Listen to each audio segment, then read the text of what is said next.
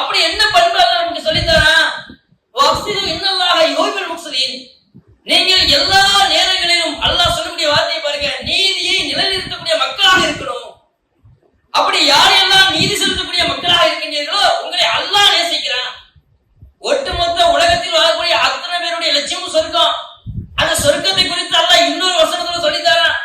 அல்லாஹ்வுடைய நேசம், அல்லாஹ்வுடைய கருணை யாருக்கு இருக்கு அவங்களுக்கு தான் சொர்க்கம் படைக்கப்பட்டிருக்கு.